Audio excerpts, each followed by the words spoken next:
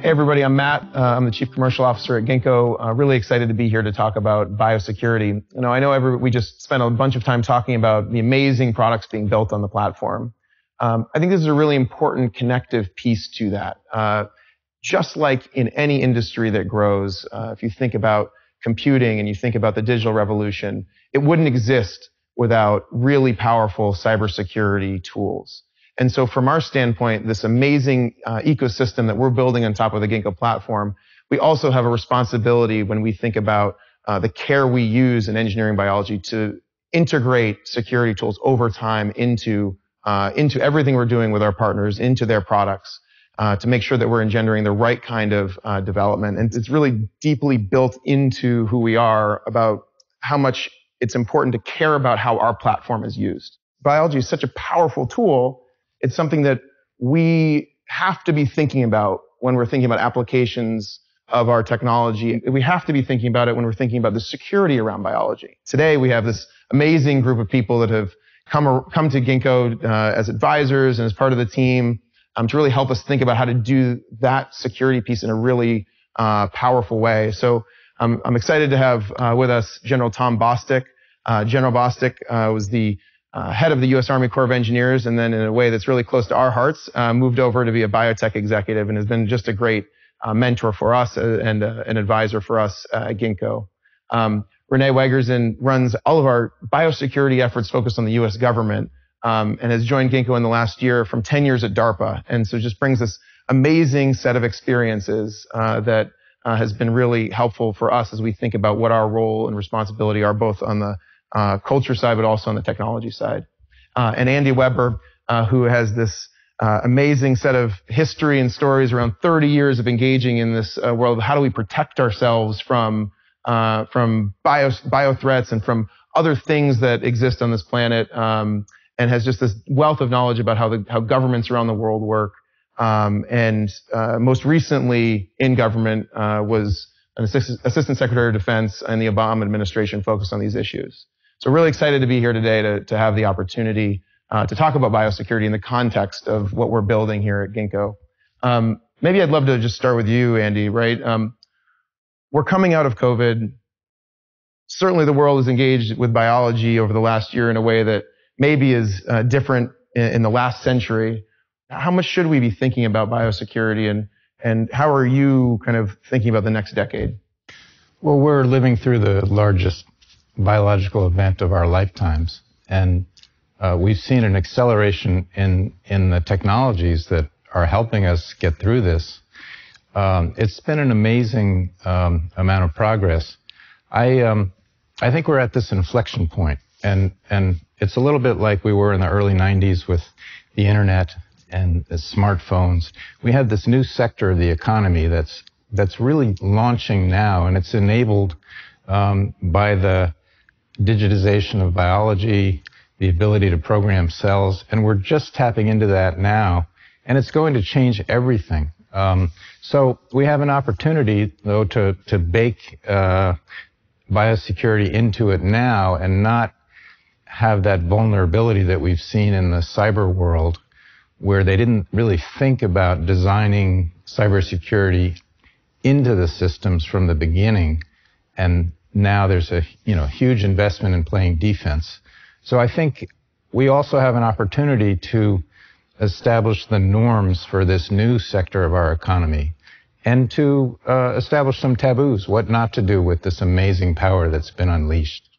Yeah. So Tom, I'll go to you, right? I alluded to it, but this incredibly unique combination of deep national security experience running massive organizations in the U.S. Army and then existing in the biotech ecosystem.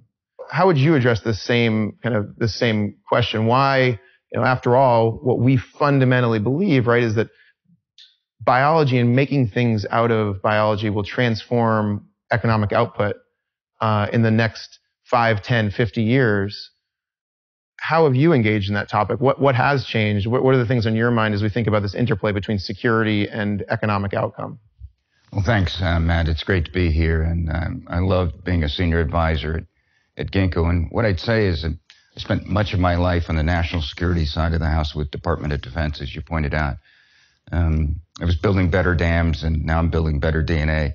And that was a difficult transition, but it's a transition I was very happy to make, because I truly believe that biology has a chance to make a huge difference in the future of our world that we live in. Much of it's going to come down to trust. When you think about biosecurity, biosecurity is the facilitator for the bioeconomy, but it's going to do that by building trust. And by building trust, what I'm saying is that people need to feel comfortable. They need to understand what's happening to them. And when scientists do things, people most often trust that solution in times of crisis.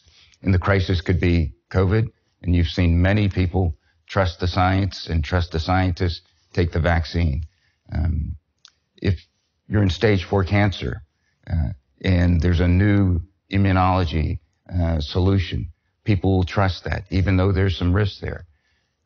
But when you think about where the world is going with many, many more people on the planet in the next 30 years, we need that trust not to exist just at the extreme of crisis, but throughout our daily lives. A good example is what Ginkgo is doing with K through 12 pool testing. The kids going to school in the middle of a pandemic, and they're doing that because the teachers, the mothers and fathers, aunts and uncles, and the children trust that they're in a secure facility in the school. And they trust that because of the biosecurity platform that Ginkgo has provided. So what we're doing in K-12, really it's this mindset shift. It's this mindset shift from we use biotechnology in healthcare purposes only. What we're doing in K through 12 is really offering schools the ability to test classrooms as cohorts and generate data like they would generate testing data or any other type of data in a school setting to make better decisions. So, right, if we imagine a world with hundreds, thousands, tens of thousands of products made in this incredibly powerful, efficient way coming off of the Ginkgo platform. You're saying let's not just have security in the extremes, an mRNA vaccine that's massively amazing to bring us out of our current crisis. We're also saying let's have consistent, regular security and trust throughout. So Renee, I think that that's, especially as you've thought about this transition from DARPA into building this at Ginkgo, what is it about what we're doing that gives us this unique advantage to build the tools to generate this trust that you're talking about, Tom? Coming from DARPA, what have you seen, and what is it that you reflect on there? I do see very much that Ginkgo is in some ways almost like an ARPA of the private sector. And what I mean by that is, when I was at DARPA, we were building breakthrough technologies for national security. And so, really Ginkgo is using its platform to create the next breakthroughs for the bioeconomy. And it's not prescribed to a single application at the end of the day. It's food security. It could be K through 8 testing, but it's really based on this platform. And we were successful in bringing K through 8 testing and in helping respond on the vaccine side of things, not because we're a pandemic preparedness company. It's because we're a platform company that is able to pivot and respond to what that challenge. And so a year of powerful biology. Here it was the pandemic, but it's the powerful response of what our platform gave where we could respond. And we're going to use that in the future for our customers. Bring us your challenge. Maybe it's the supply chain issue is the next thing we deal with. Maybe there's an outbreak in agriculture that is actually brings an economic threat to our shores. We're going to be ready to respond because we built a platform to do that. So you were incredibly important in building our K through 12 testing program. And I think connecting a couple of these pieces would be really helpful for us to understand. So at this point, our lab network that we've partnered with to qualify to run testing across the country has enough capacity to test every student, teacher in America, right? And that gives them this data layer to be comfortable in knowing, like any other piece of data, what's going on with COVID-19 in their communities. Can you just share a little bit about what you did differently to bring biology to these communities that had never really engaged with something like test every kid every week? Yeah, in the Baltimore City Schools example, I think is a really great one in the way that Ginkgo approached the challenge. So rather than go to Baltimore City and say, hey, we have the solution. This is what you should do. We came to them, told them what we think we're capable of, but really wanted to listen to them and understand, what do you need actually, and what is going to be workable in your communities. And so this wasn't a single conversation. This was many, many conversations over many days. And weeks to understand, how can we be on the same level? And does this work for your students? Does this work for your parents? Because the parents have to give consent, of course, for their students to be in the testing program. And we knew if we got that right in Baltimore City and invested the time, that would allow us to then, bring that to other cities with a much easier and a faster way. And that really did prove to be the case, that we were able to scale to now thousands of schools across the United States. So what could you imagine with your kind of DARPA hat on? Crises create opportunities to change how we do things to better prepare ourselves for the future. Every major crisis in human history, things have come out of it, right? That are unique and different. So we're testing kids across America in schools. What do you see that turning into if we get it really right as a country or as a world? What could that do to prepare ourselves in the future? Andy, I'm going to ask you the same thing in a second. I'm going to give you two answers because I think there's two different. There's like a scientific way and there's like a cultural way that you can answer that. And so the first is like kids are really excited about having this technology. Our creative team has really made an effort. There's even comic books that the kids have now so they can learn about the testing. And so going back to the lab network, what I'm really excited about on the technological side is not what those labs are doing now. It's what those labs were doing before COVID, right? We partnered with labs that were doing environmental monitoring. They were looking at wastewater. They were sampling from the environment. There were labs that were doing cancer diagnostics, labs that were doing 100 tests a week to 100,000 tests a week. So like, there's so much potential in that network now that we are working with those partners, and how can we really leverage that going forward to continue to understand our biological environment now connected through this digital layer that we built to really be ready for what's next, Andy, in your last job, or if you look forward, if you had a network, the ability to monitor in an anonymized way what was going on in the biological ecosystem, how would that have changed what you could have done or how we would have prepared as a country? Yeah, well, these technologies and the distribution of them widely are going to give us the capability of having that weather map where you get the weather report every day for infectious disease everywhere in the world, real time.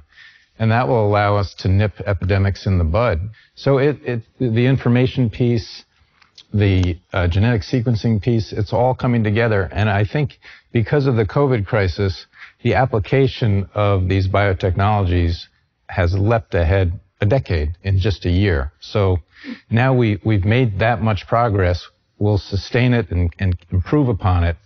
And the benefit to humanity will just continue to grow. When you think about biosecurity, it is an early warning. It's trying to identify the infectious diseases early on so you prevent the sort of damage that we saw with COVID, with deaths and infections and people getting sick. And I think in the future, just like you talked about earlier with cybersecurity, leaders will be asking, what's their biosecurity strategy? How do they approach this so that the company is more resilient? And I think in the future, you're going to see chief operating officers briefing boards about their biosecurity strategy. And that biosecurity strategy in all these different companies are going to have to lean on the private sector expertise that can deliver on that. I think that's going to be ubiquitous as well. And we've seen it already with what's happened in COVID. So the question is, how does that get extended? How much are boards willing to invest? And I will tell you that, with my public and private sector experience, it's a tough decision. How much do you invest in almost like preventative maintenance? And some folks are willing to take risk. And when you take that risk, you pay a lot more on the back end as opposed to doing it on the front end. How do you see Ginkgo continuing to engage with the Department of Defense, some of the other governmental research organizations? And what's that interplay with just the continued innovation spirit at Ginkgo, and where can we continue to use that as part of this development, both in biosecurity and otherwise? 6 years ago, the co-founders came to me for help. They wanted to make a contribution to national security, and it's amazing how respected they are in the Department of Defense as leaders of this new sector of our economy that has applications across the Department of Defense and the Department of Health and Human Services. And it's been an education process. But at this point, when the government thinks about this, they turn to Ginkgo, they turn to the leadership here because they know that that's where the capability lies. So we're in all of these communities across the country now and really focused on using testing as a data generator so that people can make decisions on a classroom level or a grade level and not on a community-wide level, right? This is the idea that these are decision tools to make better, more nimble, sophisticated decisions. But they're in schools, right? And obviously the current administration has invested massively in testing in schools, and we're playing a huge role in supporting that. But Andy, as you look towards the future, right? I think we see lots of different opportunities out of a crisis that, we've changed, we've given schools and other parts of the community new tools. What could this be used for as we go forward? What are the other ways to build on this infrastructure that has now been laid as a country or as our communities?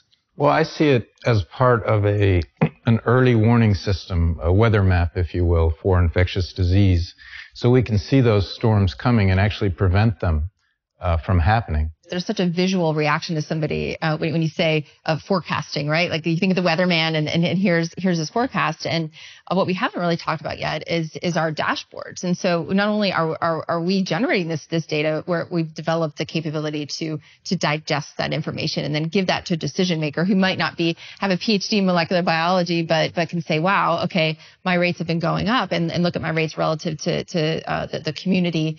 And oh, by the way, this last month I tested 100,000 kids. And these are like really important points that the decision makers can bring forward to know how to move. And I'm really excited about that interface with the communities. I'd actually be really curious, Tom, like you running an organization that is global, like Army Corps, what were the tools that you worked with that helped you make those decisions? And one of the things I was going to follow up on what both of your excellent points is that I've been involved in a lot of disasters and responding to those disasters. In some places, you'll find people are prepared more than others. Florida, they've seen a lot of hurricanes and places where earthquakes in their operations center. And what Ginkgo has done with this capability that it's placed out there with K through 12 is almost like a public-private partnership on a grand scale.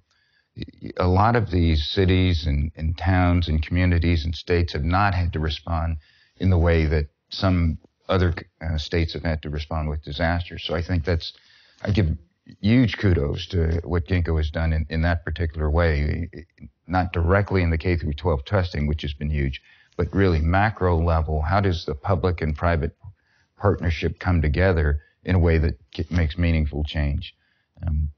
But the Corps' system is to work with governments, just like Ginkgo has done. So I stood back in awe to watch Ginkgo do what maybe the Corps would do, but we're not experts in schools. But I see a lot more public-private partnership, and Ginkgo has helped to facilitate that at the tactical level all the way up to the state.